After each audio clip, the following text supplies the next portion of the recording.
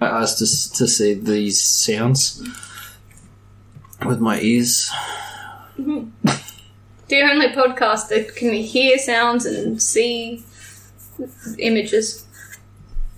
Should we mean a video podcast? Because those exist. I don't know, you're the one coming up with crap. I am coming, but it's not up with crap. Ew. Podcast listeners, look away! Look away! Okay, ladies and future boys, welcome to the School for Wayward Nerds, the only podcast that is this one. I am your host, Toby DePaula, joined by producer Kyle. Hi. For a classic free period. Potentially one of our last ones for a little while, because we are going into the School for Wayward Nerds gap year. Because of conflict in our schedules, researching and stuff is going to become next to impossible for a little while. Podcast summer. Alright, spring break. Look, we've been bringing you this podcast since 2017, religiously. We need some time off. We are creatively burnt out. I know my job is going to make it next to impossible to keep up. So and we always say that, but like this time we actually mean it. Oh yeah. So we'll be doing it sporadically. So remember to subscribe so they pop up when they happen. Because goddamn. Yeah. Yeah. I So mean, with that said, to be completely honest, we're struggling to come up with topics this week as a free period, and those are usually the easy ones. they sure are. We have not done much. We have been busy. Culture is letting you down. It needs more pop. No, it doesn't. Here's the thing. There's a lot going on in the Batman comics currently. Real Batman's lost an arm, but we've canonified like a bunch of other ones because he's doing it like an Into the Spider-Verse thing. Which Batmans are your favourite? Val Kilmer. We haven't seen him yet, but we've seen Michael Keaton. Batman has showed up. I knew what I was on a route. And we saw the Arkham Asylum version. Oh, No, yeah. I'm sorry, because let's get real technical here. He's got there's a clip in his armor, like a little breakaway part, which I believe is the gunshot from him jumping in front of. Might have been Catwoman? I don't think that's right. I think, look, at any rate, I'm pretty sure it's the damage scene in Arkham City. So I think it's the Arkham City version of Batman. But that's still a Kevin Conroy Batman, now canon. And Adam West also partook a little bit. Which is cute because in the comic he ended up actually needing the shark repellent. Nice. Which is always the bit that we go to. Which is from the movie, not the actual series. Just, So yeah, I'm predominantly detective comics, but I will have to jump on some of this just to see the Arkham Batman, because that's exciting. We haven't seen Arkham Batman since that fucking tie-in comic ran itself into the ground horrifically. You know, listeners, canonically, Bookworm, greatest villain in the Arkhamverse, couldn't be caught. Yeah. Oh, that's a shame, because that run was actually really good for a long time. It expanded so much of the, like how the Riddle trophies would give you, like, little bios of, like, the goings-on, like how Penguin got the glass eye and stuff, yada yada. And it, like, went into that stuff and actually used it as story jumping off points. It was good. Yeah. But, then it ran out of those, I think. Which, happens. Yeah, fair enough. Other comics. I finished Vampirella Mind Warp this Was week. it any good? Yeah. Would you recommend? It was good if you're specifically like me. I think it catered very much to me. Because I've read all the original run. Like, the first, maybe... I don't want to say decade, I don't want to go too far. Let's say, I've read the first, 3 years, maybe 5. Okay. Oh, my neck is broken. Never mind that. Edit my neck better. Done. Okay, cool. Alright, so, in the original run, it was a straight Superman rip. I think it was 1969. Vampirella was a princess on a dying planet. It was droughting, but it was a vampire planet, so all the rivers were blood, and it looked like Easmalt from Red Lanterns. Yeah. But yeah, there was a big drought. People were dying. Things were going horrible. Cosmonauts landed on the planet. Nice. Nice. through, I guess, a wormhole or whatever. I don't know where their planet is. As you do. No, but what as you do is you eat the space people, the spacemans, because they got the bloods in them, and then you steal their ship and press like the return to center button, and wouldn't you know it, you get your ass flown back to Earth. Interesting. So the last person of a dying planet finds himself on Earth and has to acclimate Superman style. But also it's 1969, so it has to be space race involved. Of course. As you do. Now, once there, she meets Pendragon, a washed-up, old alcoholic magician. Of course. Right, and they're friends. And she meets Adam Van Helsing. Mm-hmm. Obviously, In the Van Helsing lineage, supposed to kill vampires. Wouldn't you know it, accidentally slipped dick first into this one, now they're best buddies. What a shame. Yep, they're Romeo and Juliet of the highest order. Okay, and that was like the old run. Like they went on adventures. Mm-hmm. Okay. But like so much of that's being retconned out now. I don't know what like heads or tails to make of shit anymore. And then Mind Warp happened. So in this one, like an old sorceress villain from the old days has aged like canonically since 1969. Super old bitch. Got one of those little oxygen tanks and everything. Mm-hmm. Wants to mind swap with Vampirella, who she crossed path with back in the old days. Mm-hmm. And like they fucked it up in a certain, like the spell in a certain way, like Vampirella and like some gay dude. That's not me being dismissive, a homosexual man. Like intervened in some awkward way, so they ended up in like their memories, like their shared memories of 1969. Okay. I guess 1970 by this point, because a lot of it was settled in. Yeah. But we get to see like the old school stuff, like the old costume, those old characters that I enjoy. Vampirella mentions that she explained to Pendragon wrong the planet stuff and he misunderstood, but it's actually another dimension and the blood rivers is all bullshit, and I'm like, middle finger. Just keep to it. That's the story. No, it's trying to update it to the current version while still using like the classics. Yeah. But it does a decent job of it. Then they just have like old-timey adventures, as one does, and then it ends with like the old lady dying and just being like, she sort of got to have an old fling with being in her prime again. Yeah. And sort of everything sort of settled because they can't stay there too long because it'll fuck up the future, and then there'll be no reason for her to have come back, and it'll all be for nothing anyway. Yeah. So she ends up going back to reality in her own terms and dying. And Vampirella's in that bodysuit that she started wearing because women can't be sexy anymore, and it's wrong to objectify people. Yeah. Ugh, controversial take. I disagree with it, but fine. But when it ends, she like claws the front of it off, so there's like a little underboob and midriff again. Oh. And she's like, "Oh, that's better."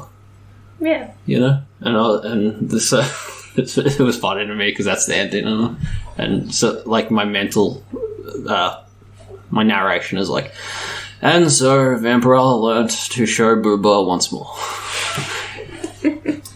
and I hate the hypocrisy of the new suit because you know what, like they can't look. It sounds dumb, but they can't do that the way that they do it. They cover her up because, like, women empowerment and all that stuff. You know, you can't be proud. Be a woman that likes your own body. Yeah, you can't have any body positivity and whatever. You're the woman, so it's better that you say like. You know. It's very much like your own body, but in your own house. If you're outside, no one else can view it and like it. You think you have good boobs? Good. Like them in your house. Don't like them outside. Cover them up. That's how no one can see them. That's how people is. Yeah. Like they're getting mad at that big sexy mermaid. They shouldn't have built it then if they have problems with it. Well, look. Alright, we're drifting too far away here. Vampirella, wearing the full bodysuit, gloves and all, can't show any skin. Mm-hmm.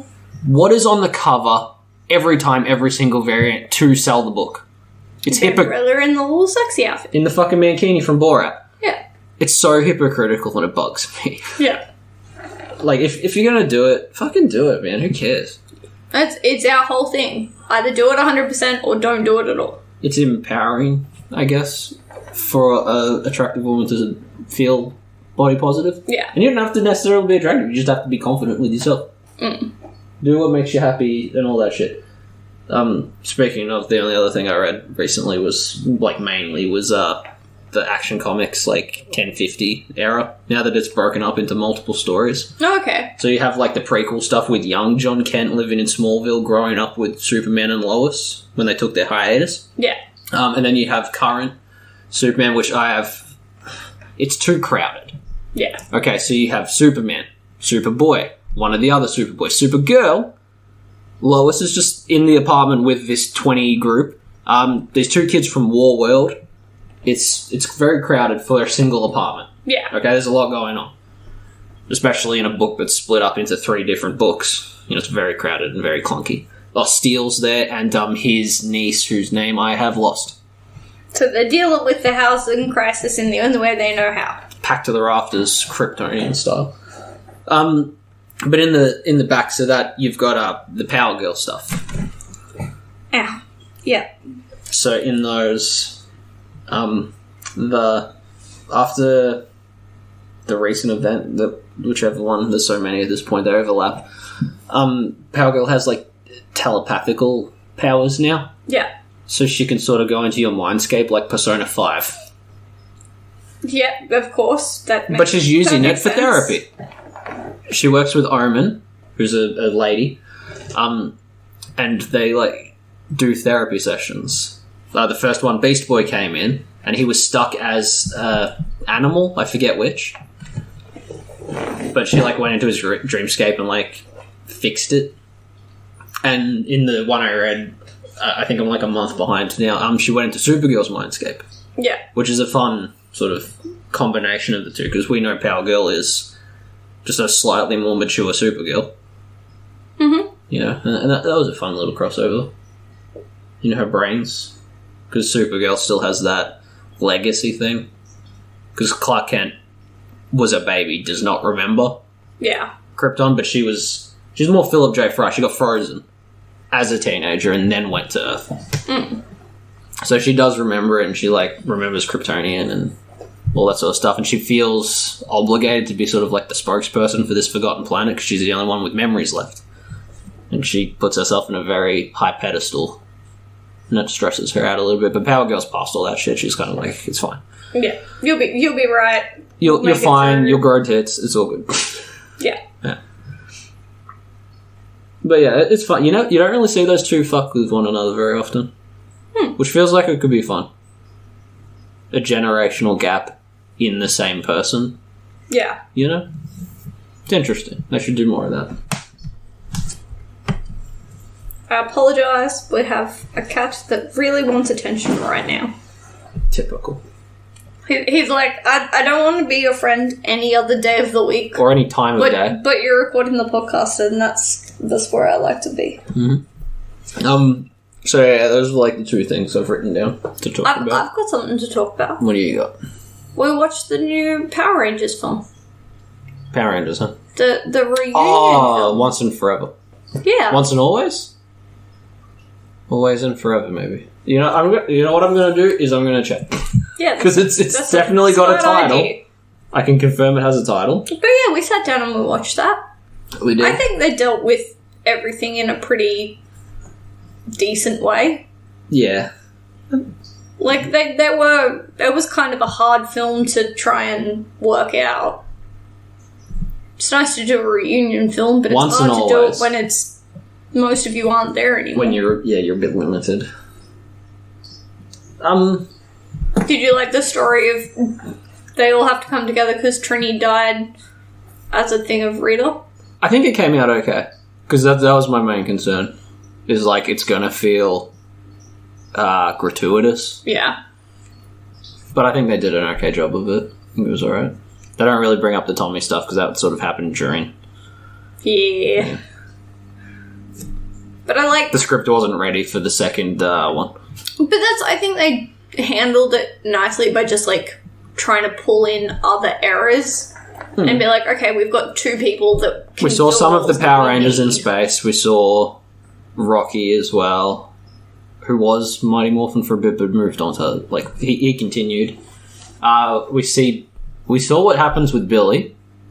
which was fun because he was always like an overpowered genius Yeah. of the Lex Luthor variety. He built a flying fucking bug, which is in this. And we see that he pretty much has Wayne tech now. Yeah.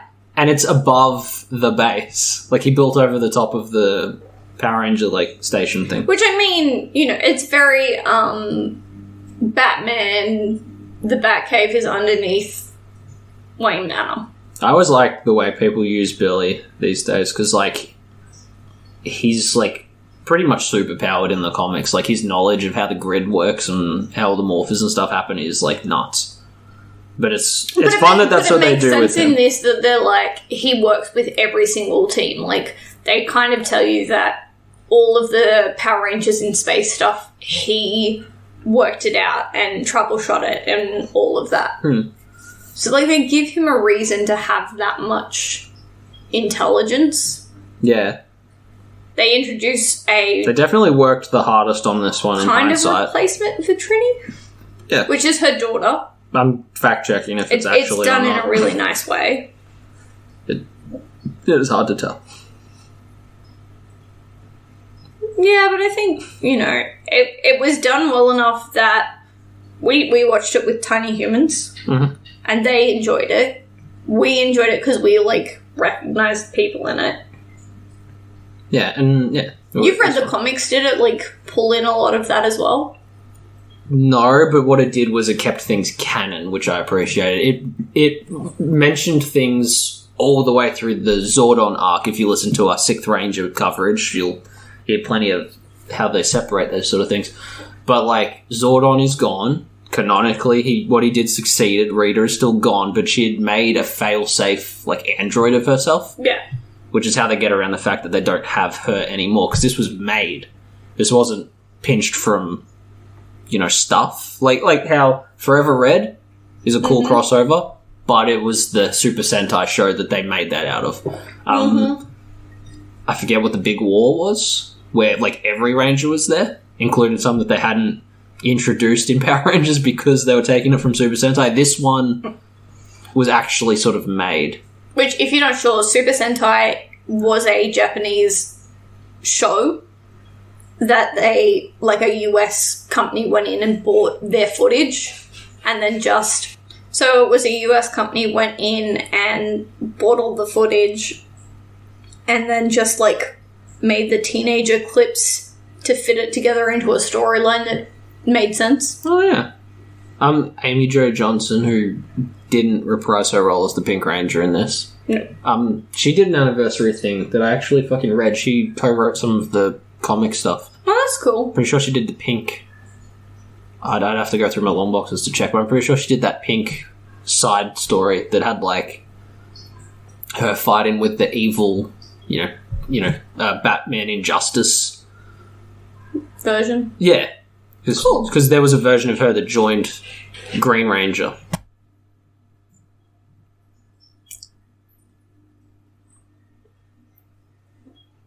So she joined the Green Ranger, right? Is that where I'm up to? Yep. Alright, so in this alternate world, which, as I read in hindsight, does not matter to what we're talking about, because she didn't write that. She's writing one that's coming up. It hasn't happened yet. Oh. My bad. But in this one, in their Injustice universe, which pretty much is what it is, there's a version of the Green Ranger that never left Rita's side, eventually kills Rita, and becomes, like, the king of evil or whatever. And I think, for better or worse, someone's like, hey, not in every universe did you win, and he's like, fucking watch me. And there's something to that effect. He goes and fights and whatever. But in one of those realities, the Pink Ranger becomes, like, a villain. Oh, no. And then I think defects again. She's a double agent. You've seen action figures for it, because they popped off heaps. Like, it's like the black version, where she actually uses her bow for a change. No, that would be... It had a little cape. Oh, I Fuck love it, capes. I'll find you the fucking picture, but at any rate, she's doing something for the 30th anniversary as well. It just hasn't happened. A lot of COVID hindrance and what have yous. But it'll, happen. Cool. Because, like, we like reunion things. We've got Warner Brothers 100th, which they seem to be kind of annoying. Not doing much with. No. We've got Disney's 100. Mhm. which they're doing pretty well with. Lots of 100. There's some interesting stuff out there. That one. I like the Decades collection. Oh, that's kind of cool. Like them? Hmm. Maybe we'll cover it one day when we get around to topics again. When it comes out. I like when we do Power Ranger episodes. They end up coming up. I'm very proud of our 6th Ranger one. It went for too long. Oh, yeah. I forgot how many seasons there were of Power Rangers. I'm like, oh yeah, I remember like 5 good ones. They're going to be into, like, the 40s. I mean, fucking at least... This is the 30th anniversary now. That's what this reunion show was. I know, but And I feel like there's it- more seasons than I feel like they're almost years. annual, though, so there'd be like 30 seasons. What? I wonder I'm going to how- Google how many kinds of Power Rangers there are. You keep... Okay. You talk about the thing. So the movie was good. I would suggest watching it. It's Well, very family friendly. Yeah. So, like, if you watch Power Rangers growing up, watch it with your kids and your nieces and nephews and all of those humans. Because it was good. Yeah. It is a Power Rangers film. Like, don't go in thinking it's going to be 21 different amazing. themes and 3 theatrical film releases. So there you go. 21 different Power Rangers. But you times that by like 5 and 6. There's a lot. It's a lot of separate dudes. Lightspeed, baby. We also watched Super Mario, We did. which was a fun time. Yeah, I know everyone's like, oh, the controversy about Chris Pratt went nowhere. It's like, yeah, because it wasn't as shit as it was in the trailers. Well, and also, You're there was confident that nothing they we could fixed do. I 100% think that they went in there and tweaked the audio levels. Hmm. Because it was really noticeable in the first trailers that came out. Then they got hit with the backlash, and all of a sudden he wasn't saying anything in the trailers. Hmm. And then there's only, like, every now and then he sounds very... It's jarring Chris at first because he Pratt-esque. does the Mario voice in the introduction because it starts off with like a commercial for their plumbing business. Yeah. And he was doing it then. And the actual voice of Mario is in that scene too. something. I always fuck this up because his name is so similar to Chris Benoit that it fucks him up in my head, and I'm like, that definitely isn't the right one. Yeah, probably don't credit him with Mario. No, That's probably going to make a few people upset. Charles Martinet. Hmm. Okay. It's a French sounding thing. But yeah, he's done Mario, Luigi, Wario probably. Like, he's always been the voice. And he's in this, he pretty much plays Jumpman Yeah. as himself, and he thinks the Italian voice is good. That's the thing. They do, I don't know, talk about it a little bit. But then everything after that, you're just impressed by how pretty the movie is, and you don't care so much. The animation is gorgeous. I think this is the only Illumination film I've ever seen. Because I have not seen any Minions or The Grinch, and I think that's it. I feel like there's more, but Well, I will go back to my iPad here, and you can talk about the thing. so what did you like about it? It just makes mostly the visuals. I know for everyone that says the Peach in it was good, a lot of people complain she's like a girl boss or whatever. I don't You've think seen Pets. I don't think she's no, I haven't. If you have, Trey and Meg made us watch it because they kept doing that R.I.P. Ricky thing. I don't. It mustn't have been very memorable then. It's not, but you've seen it. Great. Yeah, I thought it was very pretty. I thought the Peach in it was good because I'm very much in the camp of has no personality, basically a comatose character in canon. Yeah. All she ever does is have her mouth partly open, her eyes big and wide, she's confused by everything around her, not a goddamn thought passes her head. At least in this, she is, like, a bit girl bossy, but not Not enough that obnoxiously Nah. so. Look, I get annoyed by a lot of, like, stupid agendas in film. Not, Toad was great. not because I give a fuck about anything, I just hate how disingenuine a lot of it feels. They're like, look, we've got the feminine character, aren't you happy? And I'm like, does it have any, is there any reason objectively? And they're like, no. Yeah, she's a lady. That's all you need. Look, it happens a lot. Some things really suck the life out of me. And I it's think usually 'cause Toad was it's really lame. good.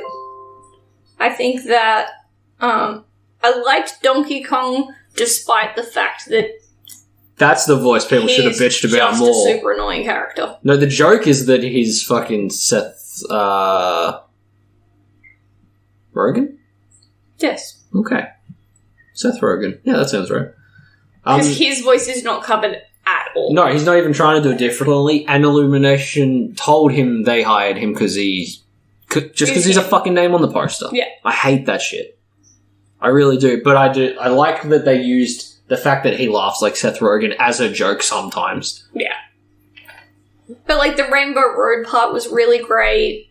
The karting was done in a genuine way. Yeah, they came up with a reason to do a lot of things. They did Smash Bros. The music they sounds did great. Kart. Didn't do Mario Tennis, though. No, there was no tennis. Saving it for the They sequel. used the pipes. Yep. We got to see, like, characters that didn't need to be in it. Like Cranky Kong. Shy Guys. Bowser. I mean... He's integral. I like the way they portrayed him as a stupidly in love pain in the ass. Yeah. Let's be honest, he kidnaps Peach every fucking year.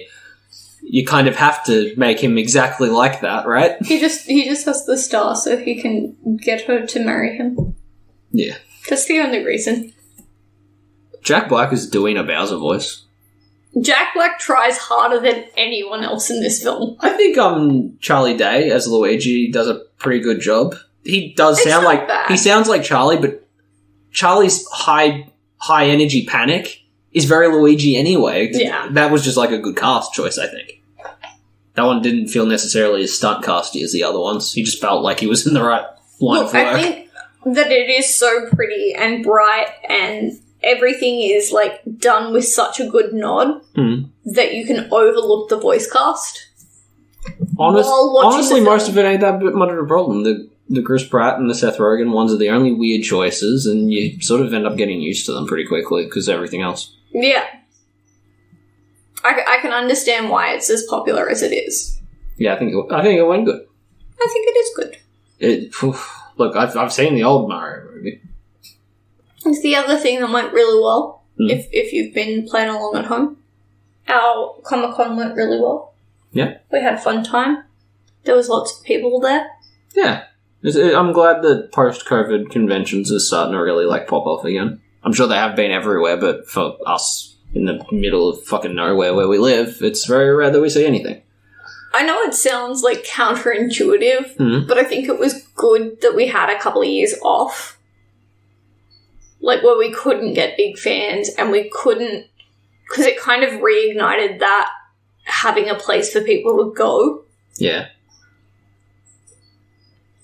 Because I felt like, you know, the last few that we went to, which were pre-2020, they were starting to get a little tired. I think they were getting crowded. There's too many of them. They're spread too thin. Because there was quite a lot for a while there. But that's the thing, there was a lot, but they weren't pulling in huge names. Yeah. And sure, we're still not pulling in huge names now, but they are starting to refresh that roster. We're not getting the same people every year. Yeah. And I think that's a nice change. We saw lots of interesting stuff. A couple of Prime ones. Yeah, I've never seen a Prime one in person before. I started collecting before those happened, so premium formats were kind of like the top of the line. Yeah. Those museum pieces as well are pretty good, but they never really did it for me. Like, their Harley is very spooky looking. Their Joker was, There's way too many teeth. No, you're thinking of the 1-to-1 scale. Oh, they're... The 1-to-1 scale Harley, Has too many teeth. it should be a purchase I would definitely have, but they whiffed it. There are too many teeth in that woman's head. She looks like she's been doing Joker gas, but only recreationally. You know what I mean? It's just enough where you're like, Yeah, actually, that's probably a good way to put it. But yeah, seeing a Prime 1 in person was pretty cool. I like those. The Elita one's still coming. There's still time. It was kind of funny that there was Still a time. record booth at a convention. Well, pop culture's been doing a lot of records recently. They're making a stand now. I like records. Pop vinyls, of course, are always doing their thing. I do hate how much space they take up. There's, I'm not going to say they're half of a convention these days, but they're getting up there. Yeah. But that said, like, the particular con we went to, huge artist alley. Yeah, they separate. There's a whole separate building now. Yeah. Which is fun. Yeah, it was good. Once we sort out our fucking luggage mishap, we can probably go into some of our buys. Because there'd be stuff to talk about in there. Yes, we had a finagling at the airport. However early you think, listener, here's a tip. If you think you're supposed to be at an airport at a certain time, just show up earlier. Just give yourself an extra hour, fuck it. You're just going to be sitting on your phone at home anyway, just sit at the airport on your phone. We weren't sitting at home on our phone, we were sleeping. You know what I mean, though. Whatever time you think you're supposed to be there, fucking give it extra in case of mishaps. In case of police interference and what have yous. The listener doesn't need to know about our personal problems. No. I'm just saying. It's good to be prepared. What else? There's Batman One Bad Days really started off strong, huh? And then kept going. You didn't like him? Oh no, the Riddler one was great. It sort of hit both versions of Riddler that we have to have these days. You know, they did the dark and gritty, but it had a little bit of actual Riddler to it still. Etc. Etc. It was good, I recommend that one. And then Two-Face and the Penguin ones come out. I know there's more now, I've still got a lot of catching up to do. But like, it's not Joker's Asylum. That's all I'm really getting at. Villain-focused book, anthology series especially, have a huge bar to live up to because of those old Asylum issues. And yeah, with Riddler, I was like, all right, cool. We're trying to keep up with that standard. Yeah. There's still time to win me back over. You started watching Series of Unfortunate Events again. Yeah, but I don't really want to talk about it because one of the topics I really want to hit is the VFD conspiracy timeline. Yeah. Because you can't go through that show episode by episode. I can't do Batwoman again.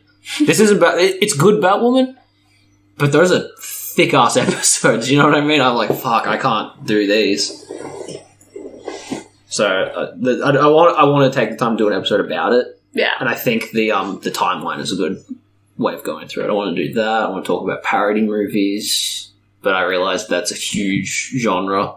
Not just the Abbott and Costellos, but like the carry-ons. For every Mel Brooks, there's like another type. Yeah. But I want to figure out the scary movie aftermaths. Spoilers when we get to that episode. Like, they had 6 writers on the staff of the first 2 movies and then completely changed them for Scary Movie 3. Turned out the guy who made Scary Movie 3 made Last of Us. Isn't that, like, the TV show? Isn't that fucked up? Because of, like, the level of, praise that both of those get. It's weird they were even connected. Yeah. And then these 2 dudes who I don't even think were involved in Scary Movies picked up, you know, Date Movie, Extreme Movie, so bad. Epic Movie, Disaster Movie. And I'm so fascinated that they happen.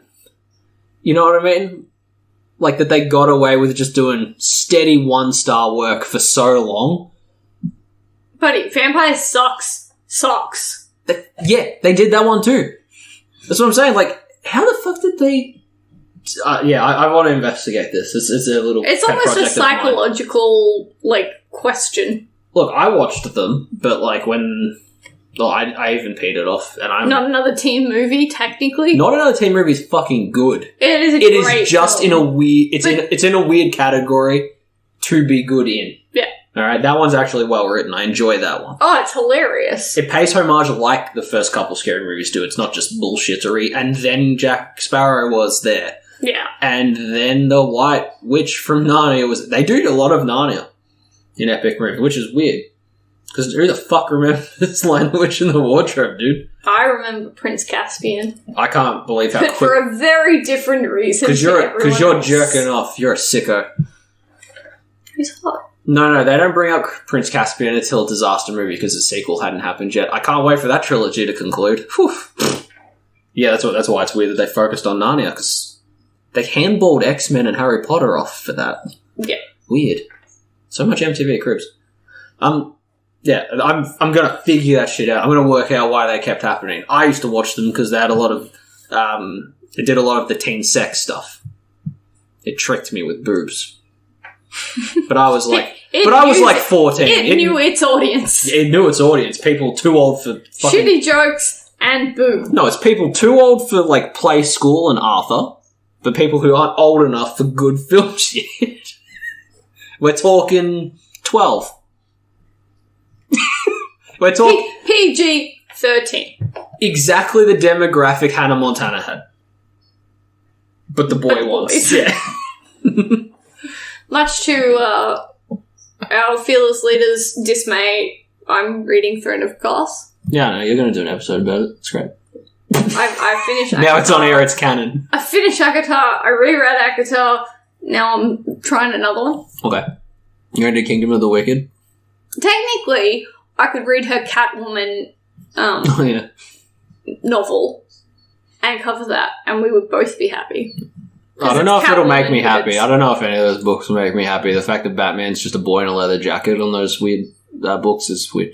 Mad Love should have been better for me. We did get the novelization of it. No, that it's not a novelization of Mad Love. It's a... No, but, like, I mean, the novel version of... You don't have to a justify title her called- funny voice. She can just have an accent. New Yorkers still exist, I think. Staten Island still exists, I think. They didn't sink into the We ocean. haven't been there, we haven't checked. But, I don't know, I wanted to like them more. I feel like I have a problem every time anything fucks with the canon because it's established and I'm used to it a certain way. Yeah. You can't have a dude memorize the law for so long and then like be like, oh yeah, but we changed it because we don't care that much. That's hurtful. It's very mean. Actually, we covered a little bit of that recently in our Sirens episode because I was bitching about her inconsistent parents. Mm-hmm. You know, and I know they fuck with the Wayne, like Thomas and Martha Wayne a lot, but it's usually for a reason. They don't just be like, oh, because we didn't fucking Google them first. You know, they're carrying a deep dark secret in the Telltale Batman, and then I feel like a lot of Telltale Batman was a straight rip on Matt Reeves' version of Batman. Yeah. That shit's very similar. Slightly older, educated Riddler knows a little bit about the Waynes, a little too much about the Waynes. Conspiracy unfolds. Mm-hmm. Right? Oh, If you have played the Telltale games and you've seen the Batman, you fucking know what I'm talking about. You know where the keys are, Brody. I forgot why I was on this train of thought. Oh yeah, it's good to keep law, and if you do anything different, then it's Marion Drews from The White Knight. Yeah. What a good fallback. I'm glad I have her now. It's great. We've really So sorted useful. our own like life system out. Just gonna blame her for fucking everything. Perfect. Alright. Well, we've definitely run this sponge dry. I don't have much else going on. Sadly, there's nothing going on. For a big finale episode. Whoa, what a good one. Yeah. But, yeah. The spark is still there, but, you know, the time to go get gasoline is needed. Yeah. We just need to, like, hang out. Yeah. We need to stockpile, like, better podcasts than us Cartoons That Curse, who frequently have to pause and bank episodes and then come back. Waiting for it. Please come back. It's call to action here, please. I know they're on the Patreon. I'm going to have to cave and get it just to hear some shit. But, yeah. For now, though,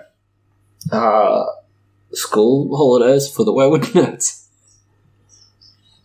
We're done. Yeah, we'll see you, hopefully soon. We'll be around. Yeah. I'll still be working on them. It'll just be very slow. Alright, well, until you hear from us again... And you will hear from us again. Remember to rate, review, subscribe. Send us ideas.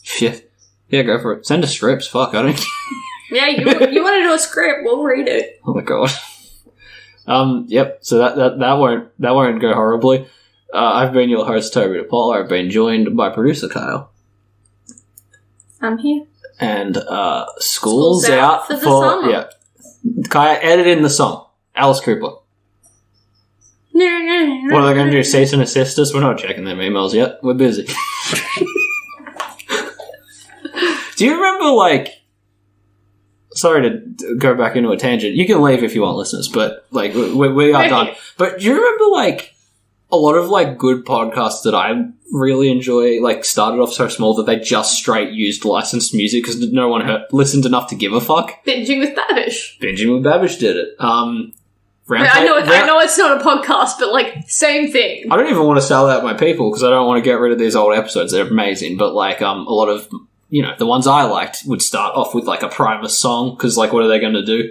One of them started with Smack My Bitch Up by Prodigy. Please, one of them straight up ended with... Shut us down, because that means you listened. Yeah, proved you cared. What's the whole thing? Abuse is still attention. And on that note... No, not on that note. Remember that one podcast I used to listen to that ended, like an episode ended, and then for some reason it just played Sandwiches by Detroit Grand Prix Bar in its entirety at the end of the episode? What the fuck was that? Was it an accident? Who's going to stop me? Alright, well, stop this dick. I will not. And on that note... We've already done our send-off, so it's cool. School's out. That's it. We're not doing class dismiss. We're doing school's out today. Yeah? What? Do it. I said school's out. Do it. You want me to do class dismissed?